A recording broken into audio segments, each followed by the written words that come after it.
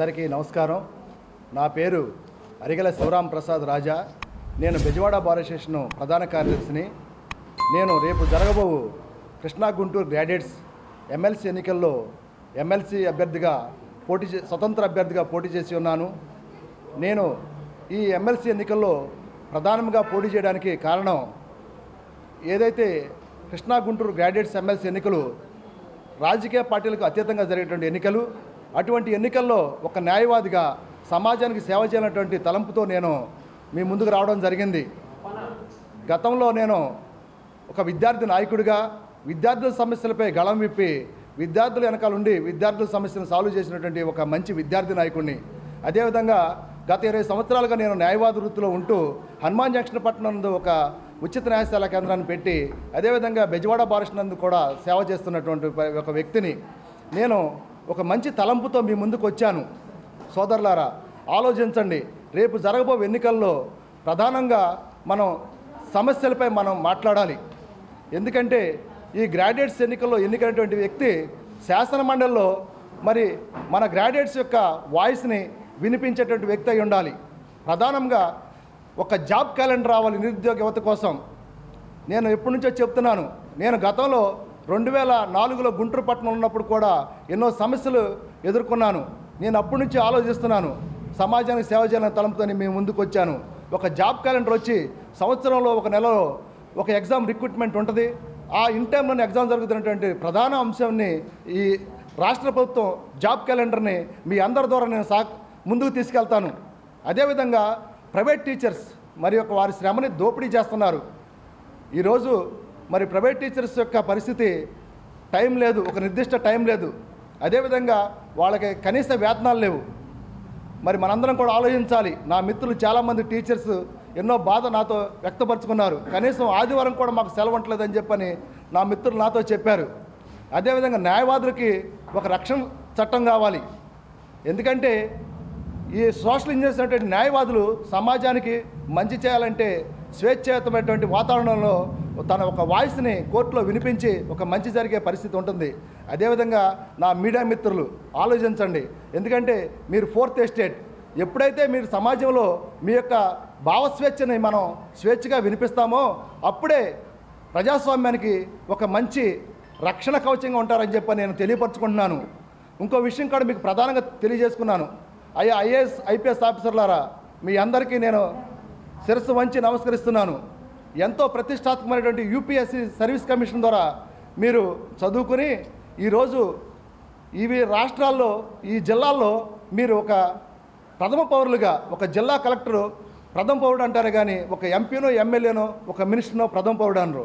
అటువంటి మీకు ప్రథమ పౌరత్వాన్ని ఇచ్చినటువంటి ఒక గొప్ప పదవిలో ఉండి ఒక రాజకీయ పార్టీలకు అనుకూలంగా రాజకీయ పార్టీలు అధికారంలోకి వస్తూ ఉంటే మారుతూ ఉంటే ప్రస్తుత సమాజంలో రాజకీయ పార్టీలకు అతీతంగా మరి మీరందరూ కూడా సమాజానికి సేవ చేయాలి.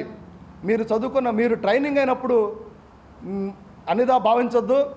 అడ్మినిస్ట్రేటివ్ లాలో మీరు మీ యొక్క ట్రైనింగ్ అకాడమీలో మీరు అందరూ కూడా చదువుకుని ఉంటారు. మరి సమాజానికి ఉపయోగపడేటువంటి సేవ చేస్తానని నేను మరి నా యొక్క ఆఫీసర్ యొక్క బాధ్యతలు నేను నిర్వహిస్తానని చెప్పని మీరు చెప్పారు. అదేవిధంగా నేను ఏపీపీఎస్సీ చైర్మన్ గారికి కూడా ఒక మాట చెబుతున్నాను. అమ్మ, మీరు ఏదైతే నిరుద్యోగులు ఉన్నారో వాళ్ళందరితో ఒక జీవితాలతో ఆటలాడొద్దు. మీరు ఒక నిర్దిష్టమైనటువంటి ప్రణాళికను రూపొందించాలి. ఒక అడ్మినిస్ట్రేటివ్ ఆఫీసర్, ఒక ఏపీపీఎస్ చైర్మన్గా మీరు ఎందుకు ఆలోచన చేయలేదని చెప్పి నేను ఈ ప్రెస్ మీట్ ముఖంగా ఖండిస్తున్నాను. మీరు ఒక నిర్దిష్టమైనటువంటి ప్రణాళికతో కనుక వచ్చినట్టయితే ఈరోజు రాష్ట్రంలో ఉన్నటువంటి ఎవరైతే గ్రూప్ 2 రాస్తున్నటువంటి నా సోదరులందరికీ న్యాయం జరిగేది. ఒక టైం రాత్రి 10:30-11 గంటలకు కూడా ఎటువంటి నిర్దిష్టమైనటువంటి సమాచారం లేదు. నేను మిమ్మల్ని ఖండిస్తున్నాను. మీరు దయించి మీ యొక్క ఏపీపీఎస్ చైర్మన్ గారికి మీరు తప్పుకొని ఒక మంచి ఐఏఎస్ ఆఫీసర్ని మీరు అపాయింట్ అవుతారు. అదేవిధంగా నేను chief minister of Andhra Pradesh Chandrababu Naidu గారు కూడా ఒక మాట చెప్తున్నాను. ఒక మంచి ప్రావీణ్యత గలటువంటి సీనియర్ ఐఏఎస్ ఆఫీసర్ని ఏపీపీఎస్సీ చైర్మన్గా నియమించాలని చెప్పని కూడా నేను ఈ ప్రెస్ మీట్ ద్వారా నేను సార్ని రిక్వెస్ట్ చేస్తున్నాను. ఎందుకంటే ఒక నిర్దిష్టమైనటువంటి ప్రణాళికతో వారు కష్టపడి చదువుకుని మరి ఒక ఆలోచనతో సమాజానికి సేవ చేసి వచ్చినటువంటి వ్యక్తులు ఒక వ్యవస్థలకు అనుగుణంగా సమాజాన్ని రక్షించే వ్యక్తుల్ని మనం ప్రమోట్ చేసుకోవాల్సిన బాధ్యత మనందరిపై ఉంది. మనందరం కూడా ఆలోచించండి, సమాజాన్ని మార్పు కోసం ప్రయత్నం చేయాలి. ఈరోజు ఏదైతే సమస్యలు ఉండే సమస్యలపై మనందరం కూడా గళమెప్పాలి. ఏదో ఒక రోజున మార్పు అనేది కావాలి.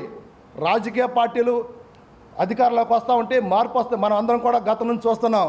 ఎవరైతే సమాజానికి మంచి చేస్తారో, సమాజానికి ఉపయోగపడేందుకు ఉంటారో వారందరినీ కూడా ఎప్పుడు కూడా మేమందరం కూడా అంగీకరిస్తాము. అదేవిధంగా న్యాయవాదులుగా మేము మీ వెనకాల ఉంటాము.